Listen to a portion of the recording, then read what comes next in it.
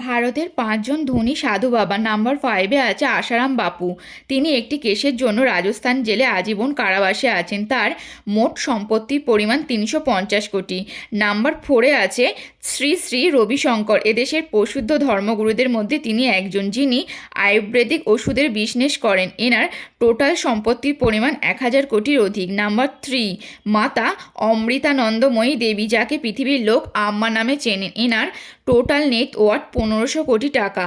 Number 2, বাবা রামদেব। যোগগুরু বাবা রামদেব পৃথিবীতে যোগ চর্চার জন্য প্রসিদ্ধ। এনার সম্পত্তির পরিমাণ 1600 কোটি টাকা।